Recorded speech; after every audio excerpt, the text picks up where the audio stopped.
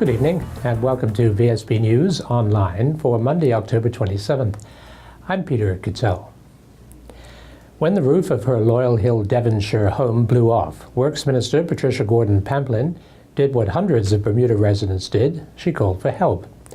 And as happened in most of those other cases, regiment soldiers and works and engineering staff came to her rescue with tarpaulins, leaving the job of sucking out the water and one day the rebuilding of the roof to the private contractors. But Senator Diallo-Rabane of the PLP ran to the press with a charge of special treatment, a charge that simply does not live up to the truth.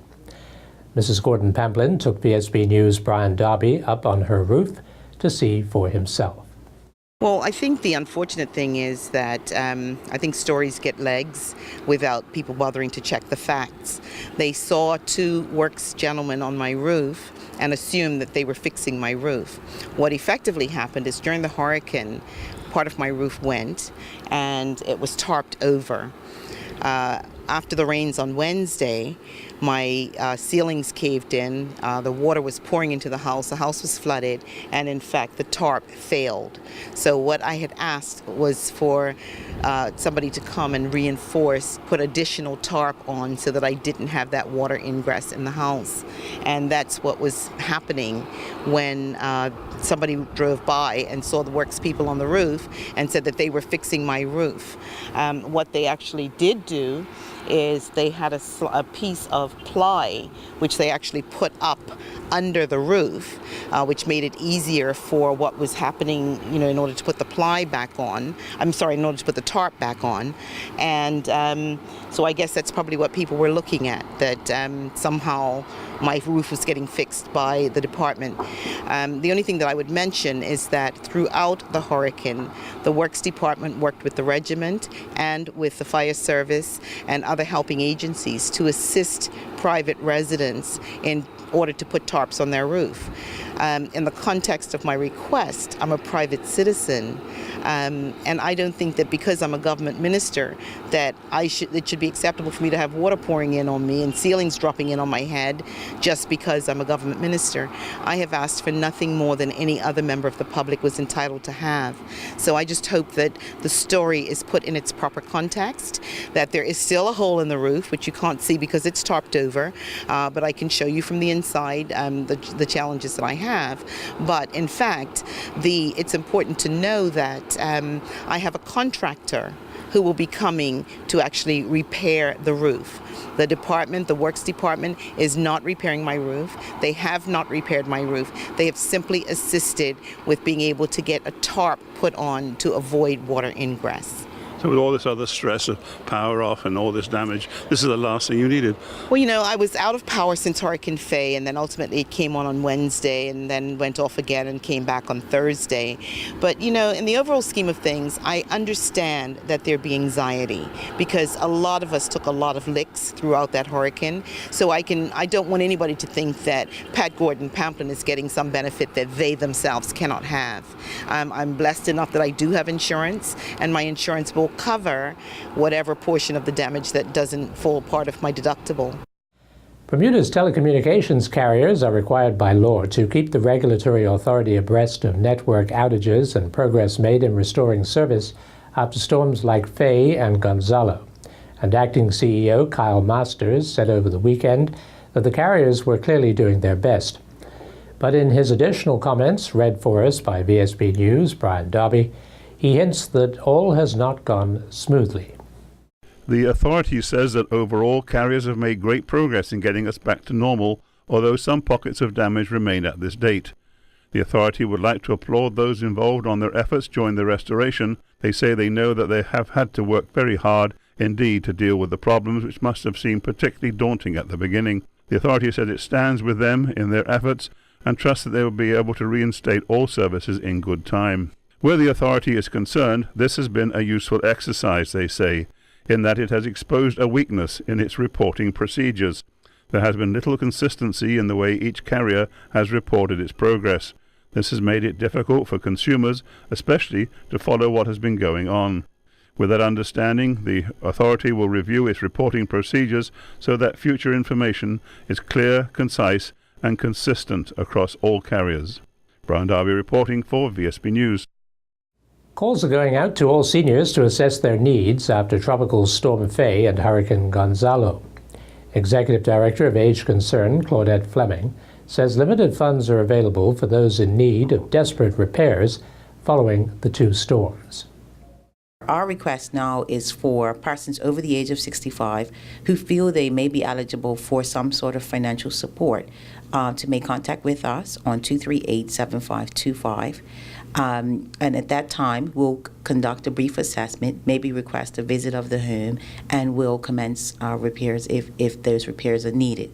Now, obviously, funds are limited, and we will be determining eligible candidates on a case-by-case priority basis. Because the problem is some of them may not be able to contact you because they don't have telephones. That is correct. And so that's why we're also appealing to the public that if you know of a senior who is in need of help and who may not be accustomed to asking for help, because that's another issue, kindly give us a call as well, because we have an opportunity here to help people, and we really want to make use of the opportunity.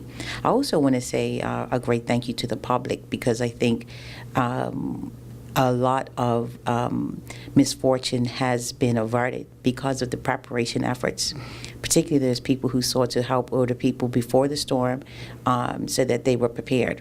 And I think Bermuda is in a much better place because of it. We did a workshop, ironically, on the Thursday before Faye, and it was with the Red Cross. And one of the things that we talked about was Hurricane Katrina and how devastating it was on the elderly population there, that they tended to be hit the most vulnerable. And we talked about hurricane preparedness, and lo and behold, the next week there was the first expecting storm that came about, and hopefully the participants were prepared. What we want to do is to take that talk island-wide in partnership with the Red Cross, because we think that is where our strength will be in the preparation process.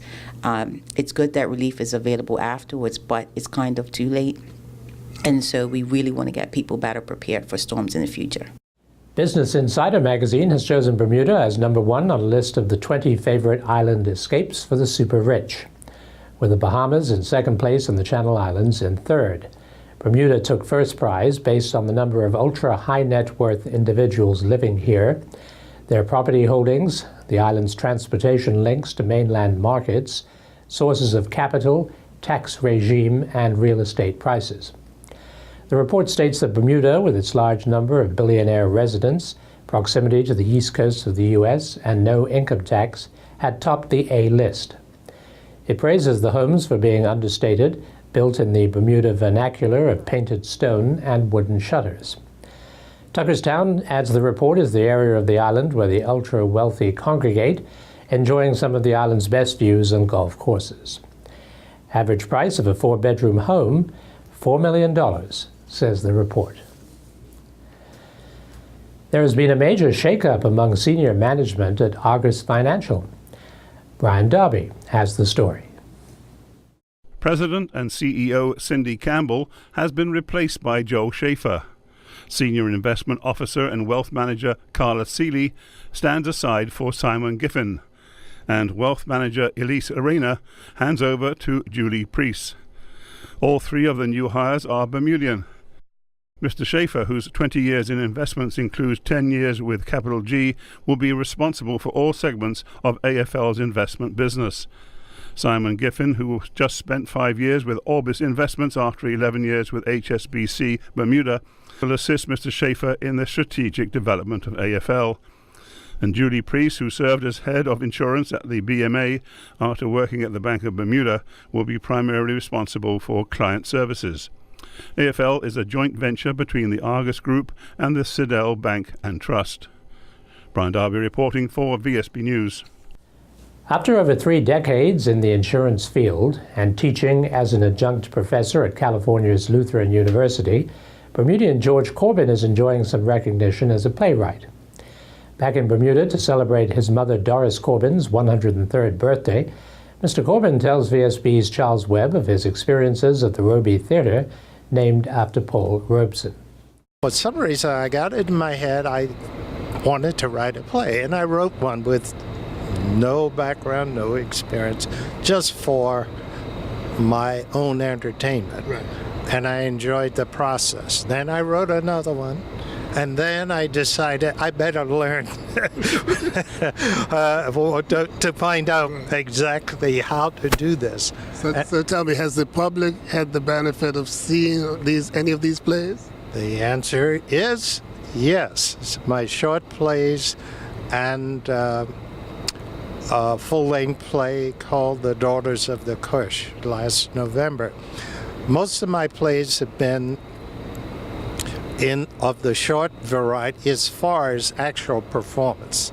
For instance, the last 4 years in the NAACP Los Angeles Theater Festival, they have performed one of my plays every year. The most recent was called The Window Man.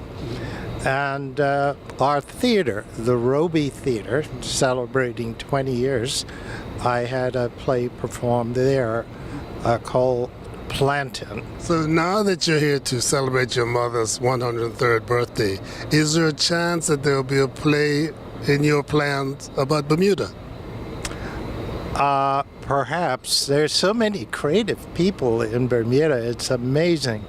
For such a tiny island, the cultural reservoir is deep and rich and intimidating. They say, like in Los Angeles, every other person is an actor. By the way, that's true. Okay. And about every other one of them is very talented. And But would you say every other Bermudian is a playwright? certainly an actor. But I was reading some short stories my brother Charles just loaned me of Bermudians had written, and I think there are a lot of playwrights here who are quite capable of capturing some of the unique elements. In sports, Flora Duffy became a world champion. The 2014 Gold Cup concluded. We get an update on the Bermuda cricket team and much, much more. Earl Baisden has all the details.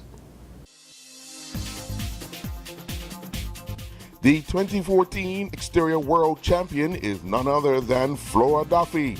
Duffy went into the event as one of the favorites in Hawaii and did not disappoint. Duffy clocked a time of 2:47.49 to finish in 27th overall. She clocked 20:22 on the swim and then recorded a time of 1:41.41 on the bike course before closing out with a time of 42.55 on the run course. Kent Richardson finished 331st overall with a time of 3:40.21, which put him 8th in the men's 55 to 59 age group, while Julia Hawley finished 427th overall. She was 4th in the women's 50 to 54 age group category, crossing the line in a time of 3:57.42. Bermuda's match today in the ICC World Cricket League Division III tournament against Singapore was ruled no result after rain did not allow Bermuda to chase the 266 for 8 total that Singapore had reached in their 50 overs. Yesterday, Bermuda picked up their first win of the tournament, taking on host Malaysia. Bermuda, for the third time, lost the toss and was sent to bat. They scored 257 for 8 in their allotted 50 overs, with Christian Burgess the top scorer on 82. Lionel Can added 51, while Malachi Jones scored 19. Alan Douglas added 43. In reply, Malaysia were 172 for 6 when rain stopped play. When they resumed, they reached 179 for 7 in 43 overs before rain called play off. Malaysia was chasing a revised total of 217, resulting in Bermuda winning the match on the Duckworth-Lewis method by 37 runs. Johnny Bertson won the 2014 Argo Group Gold Cup. Bertson defeated Eric Munin 3-1 in brilliant match racing conditions on the Hamilton Harbor yesterday. This is the second time the Swede has won the cup. He repeated his triumph from 2008. After 3 days of racing on the Great Sound in the Renaissance Rig Junior Gold Cup, the fleet of 14 international sailors and 26 Bermudians met their final teacher a tricky, shifty Hamilton Harbor course, the final challenge to the fleet. The sailors took it on, and despite the difficult light conditions, Denmark's Christian Spudsberg finished in first place with 33 points. Bermuda's Adam Larson held on to second place, finishing with 53 points, while third place went to Brazil's Joey Emilio Franlasco with 54 points. The Bermuda Football Association's league season continued after a 2-week layoff due to weather.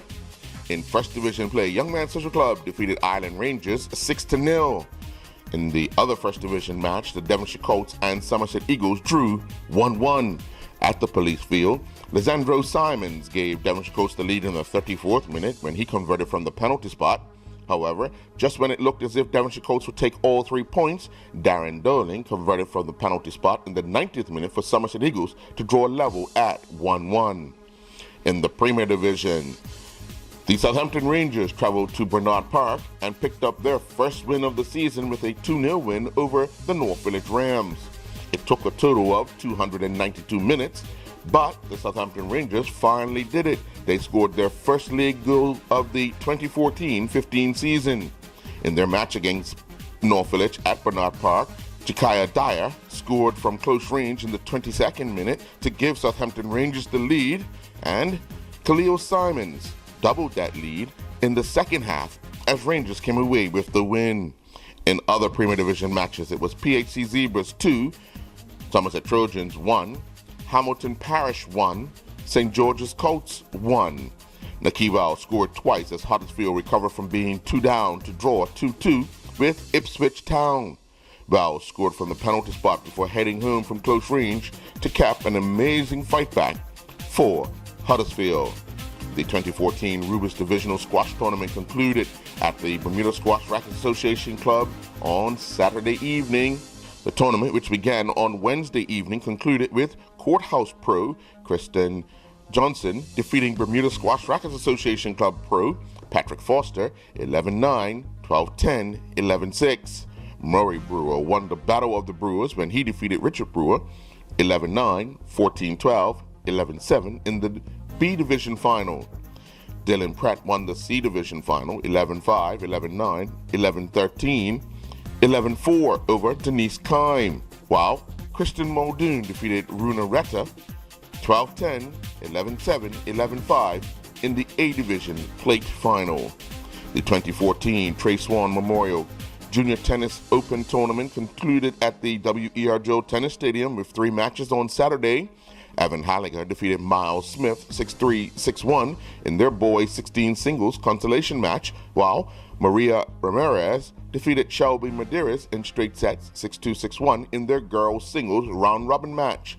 Benjamin Jones and Ricky Mallory defeated Miles Smith and Jan Sutton in a boys 16 doubles round match 6-love, 6-1.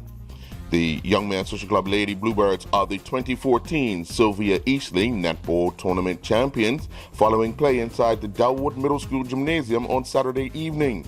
After pool play, the finals was an all Young Man Social Club affair with the Lady Bluebirds taking on the Young Man Social Club Blazing Bluebirds, with the Lady Bluebirds winning 21-15. In Women's Touch League Rugby action, the opening match of the day yesterday at the National Sports Centre saw Police come back from 2-0 down to defeat the Teachers 3-2. In the second game saw the Mariners defeat the Renegades 2-0. In Men's League play, the Teachers defeated Police 24-5, while the second game was a blowout as the Renegades defeated the Mariners 61-7. The 2014-15 Bermuda Hockey Federation's league season got underway at the National Sports Centre on Saturday, with the Canaries defeating the Bluebirds 9-2. Yesterday, the Budgies defeated the Longtails 6-0. Both those were in a women's division. In the men's division, the Spartans defeated the Polecats 8-3. I'm Earl Baisden reporting for VSB Sports. Thanks for watching VSB News Online for Monday, October 27th. I'm Peter Cattell.